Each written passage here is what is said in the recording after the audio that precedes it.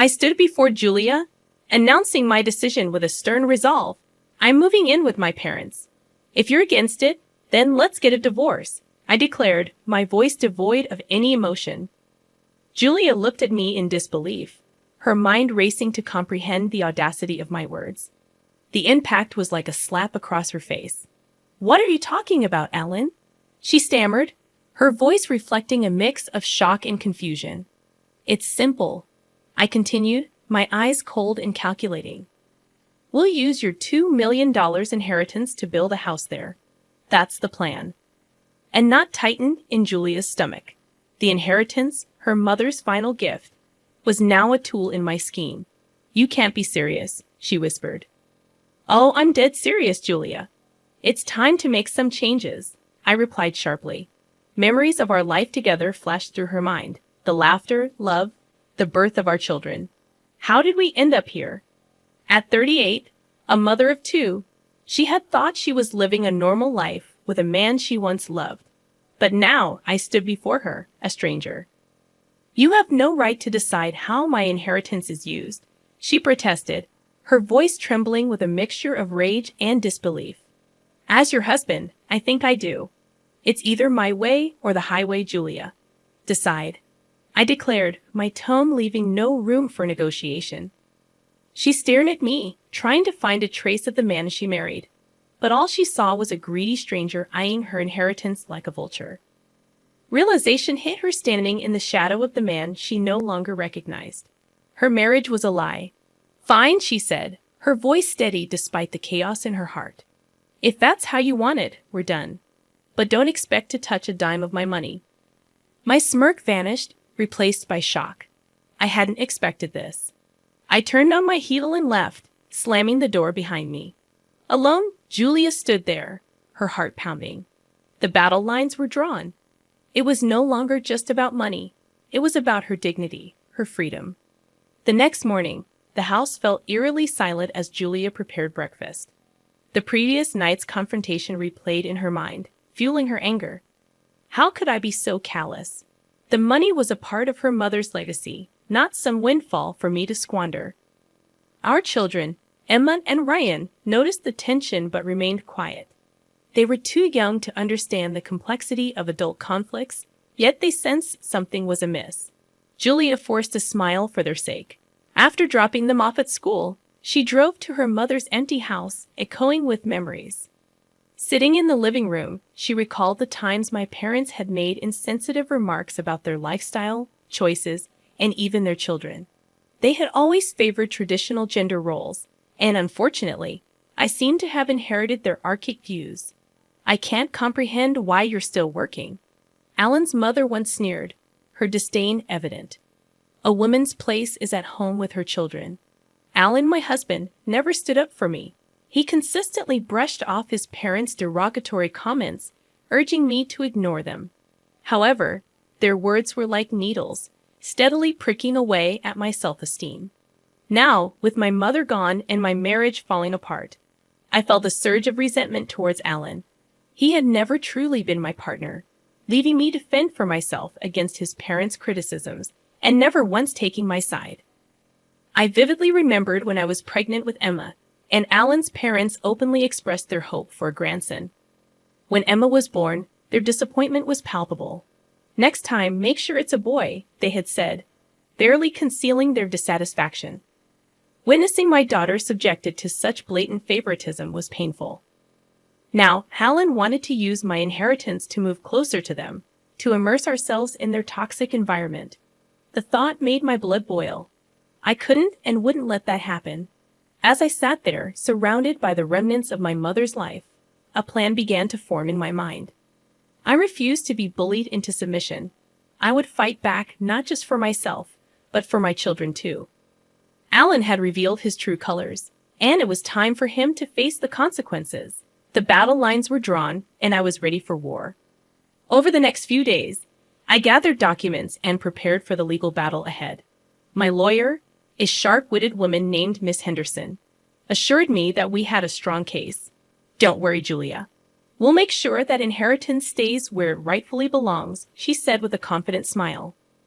One evening, As I sorted through my mother's belongings, I stumbled upon an old, dusty envelope tucked away in a drawer. Inside, I found a set of documents, stock certificates and property deeds. My hands trembled as I realized the extent of my mother's secret savings, including the current value of the stocks and the property. It amounted to a staggering $2 million. I couldn't believe it. My mother, who had lived so modestly, had been sitting on a small fortune. She had always been prudent with money, but I never imagined she had accumulated so much. A note accompanied the documents, written in her neat handwriting. Julia, I saved this for a rainy day. I hope it gives you and the kids a better life. Use it wisely. Tears welled up in my eyes.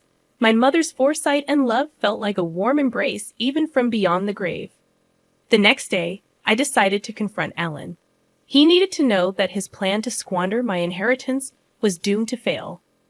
I found him in the living room, lazily flipping through a magazine. Alan, we need to talk, I said, my voice steady. He looked up, a hint of annoyance in his eyes. What is it now, Julia? I discovered something of my mother's. I began, holding up the envelope. Turns out, she left me stocks and properties worth $2 million. Alan's eyes widened, a mix of shock and greed flashing across his face. $2 million? That's great news, he exclaimed, his reaction disgusting me. Don't get any ideas, Alan. This money is mine and the kids. You won't see a cent of it. His expression turned dark. You can't keep it all to yourself, Julia. We're married. What's yours is mine, he retorted.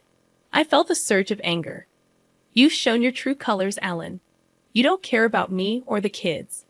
All you see is dollar signs. Alan stood up, his face red with anger. You're being selfish, Julia.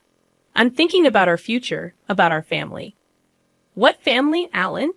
The one you're ready to abandon for your own selfish needs. I shot back. He took a step towards me, fists clenched. You'll regret this, Julia. I'll make sure of it. I stood my ground, unwavering.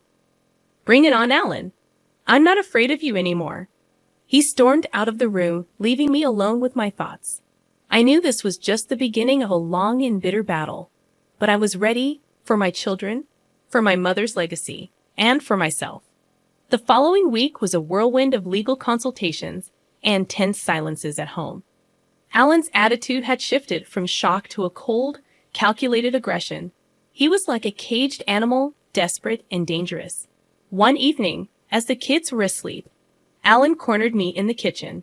His eyes were wild, his posture aggressive. You think you're clever, Julia. Hiding that money from me, he accused. I leaned against the counter, my heart pounding but my voice steady. It's not about being clever, Alan. It's about what's right. That money is for me and the kids, not for your deluded fantasies. He slammed his fist on the countertop, making me jump. I am your husband. I have rights to that money. You're just a... His words were like venom, but I cut him off. A what, Alan? A woman who won't bow down to your greed and bullying. His face contorted in anger. You'll regret this, Julia. I'll make sure you don't get a dime of that money. I could feel the danger in his words, but I refused to show fear. Is that a threat, Alan? He leaned in, his breath foul. It's a promise. I pushed past him, my body shaking with adrenaline. We'll see about that. The court will decide. As I walked away, his voice followed me, filled with malice. You're going to be left with nothing, Julia. Nothing. The next day, I received a call from my lawyer. Julia, Alan has filed for divorce. He's claiming half of your inheritance. I took a deep breath, feeling a mixture of fear and determination. Let him try. I'll fight him every step of the way. Miss Henderson's voice was firm. We have a strong case, Julia. Don't worry. We'll make sure justice is served. That night, as I lay in bed, I thought about my children sleeping peacefully in their rooms. I dedicated myself to this battle for my children, for their future. Alan had transformed into a stranger, a man driven by greed and malice. Yet I was no longer the woman he believed he could control and intimidate. As I closed my eyes, I pictured the courtroom, the judge, and the final verdict. I envisioned myself standing tall, fighting vigorously, not just for the money, but for my dignity, my children's future, and the quiet strength my mother had always exemplified. This was my battle, and I was prepared for it. The ensuing legal battle was arduous. Alan's strategy was transparent, to portray me as an uncooperative wife, hoarding the family's resources. However, his arguments were feeble, more rooted in desperation than in law. One afternoon, we faced each other in mediation, a final attempt to settle before the court hearing. Alan sat across from me, his lawyer by his side, his gaze cold, and his demeanor smug. "Let's be reasonable, Julia," his lawyer began. "Alan is entitled to a portion of this inheritance. It's only fair." I glanced at Miss Henderson, my resolve unyielding. "Fair. Alan has made no contribution to this inheritance. It is solely from my late mother, intended for me and my children." Alan leaned forward, his voice scornful. "Come on, Julia. You're just being spiteful. Don't you think the kids would want their father to have a share?" I felt a surge of anger. "This isn't about spite, Alan. It's about justice. You've never cared about what the kids want. This is about your greed." His lawyer tried to interject, but Alan signaled him to stop. "You think you can just take everything, don't you, Julia? Play the grieving daughter and the victimized wife." I met his gaze squarely. "This isn't a game, Alan. You're the one trying to take what isn't yours." The mediator, a middle-aged woman with a stern face, interjected. "Let's try to remain civil. This is about finding a resolution." Alan cut her off, his voice rising. "A resolution?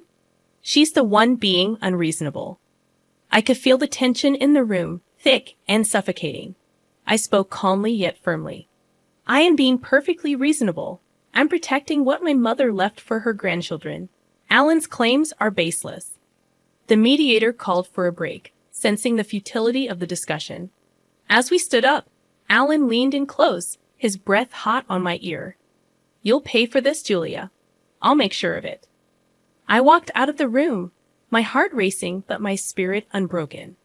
Alan's threats were hollow, his case weak. I knew the law was on my side, and I was determined to see this through to the end. In the following weeks, I immersed myself in legal documents, met with Miss Henderson, and prepared for the court hearing. The kids stayed with my sister, shielded from the worst of the storm. I missed them terribly, but I knew this fight was for their future as much as it was for mine. The day of the hearing arrived.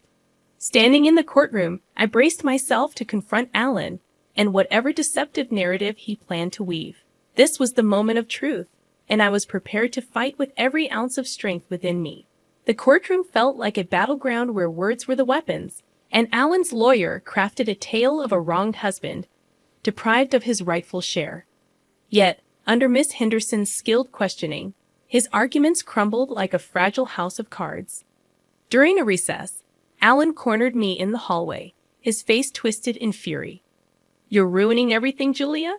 You think you're going to walk away with all that money?" I stood my ground despite the fear gnawing at me. "It's not your money, Alan. It never was." He stepped closer, his voice a venomous whisper. "I'll drag this out as long as it takes. I'll bleed you dry in legal fees." Meeting his gaze, my voice remained unwavering. "Do what you must. I won't let you bully me into submission." As we returned to the courtroom, a strange sense of empowerment washed over me. Alan's threats were hollow, his bravado a mask for desperation. The final verdict was a vindication. The judge ruled in my favor, acknowledging the inheritance as my sole property. Alan's face, as the judgment was delivered, reflected defeat. However, the victory was bittersweet. I had won the legal battle, but at the cost of my marriage, the family I had known shattered. In the weeks that followed, Alan's life unraveled. His reputation, built on lies and intimidation, crumbled. The community saw him for the greedy man who had attempted to take advantage of his wife's inheritance. Rumors reached me about his struggles, lost job, lost friends, lost standing in the community. It was a steep fall from grace, and I couldn't help but feel a sense of poetic justice. One evening, a mutual acquaintance called. "Julia, have you heard about Alan?" I hesitated. "No, what about him?"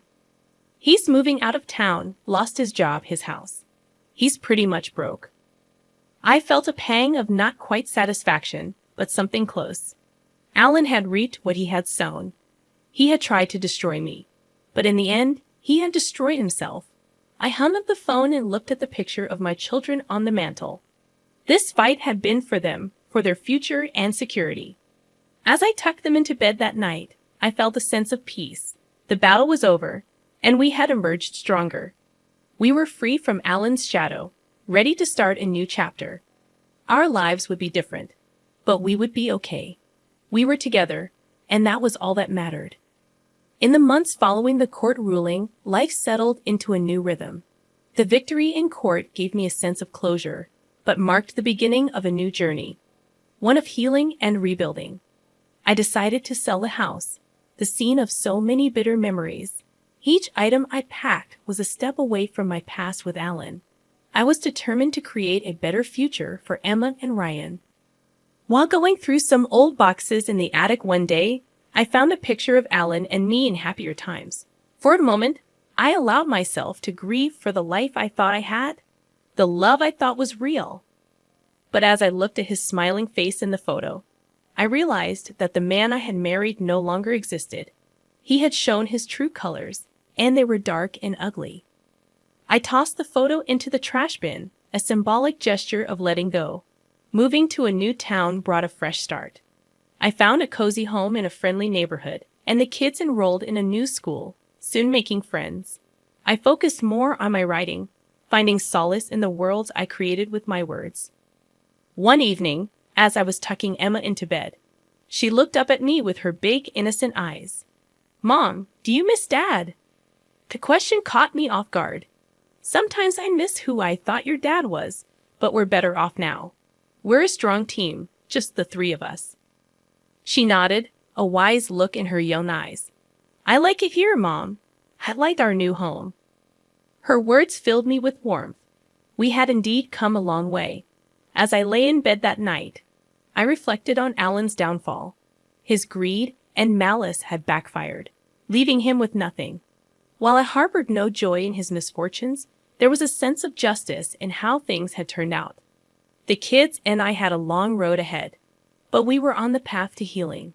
The inheritance, now securely invested, would provide for their education and our future.